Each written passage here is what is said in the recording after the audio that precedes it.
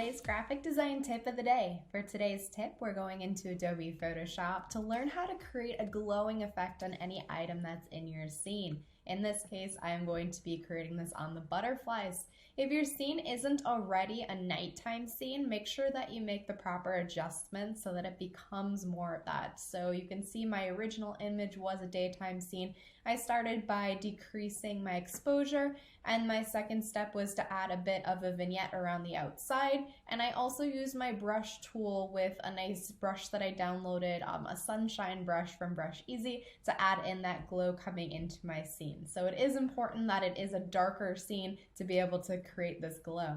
Now I'm going to create a brand new layer, so clicking my new layer button right on top of the one that I already have, and grabbing my brush tool, make sure you have it set to a hardness of 0, and the size is going to change throughout each butterfly that we go to.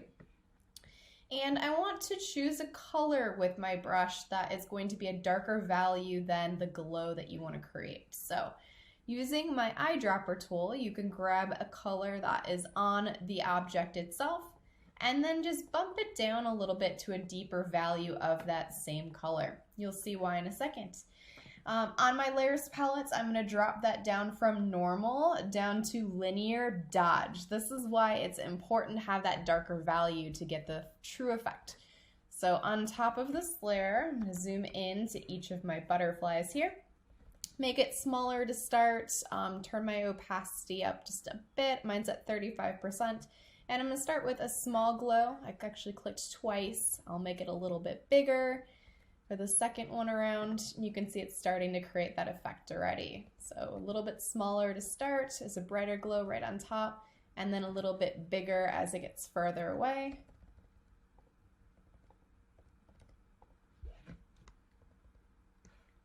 I can go through to each one and do the same thing.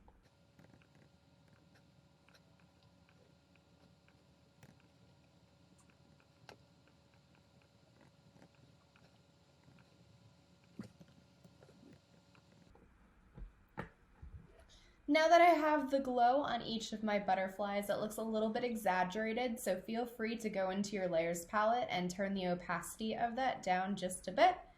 You also have the opportunity here to go to Filter, Blur, and over to Gaussian Blur to blur out those halos around the outside just a little bit more so they're fuzzier around the outside.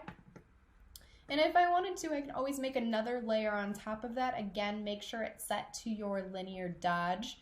And the same color is there, and I can always go to the ones that are a little bit closer to you and add a second round of that glow. You also can go through and change your opacity way down and touch some of the items that are close to the butterflies with a little bit of that same glow color just to make it look a little bit more realistic in the scene.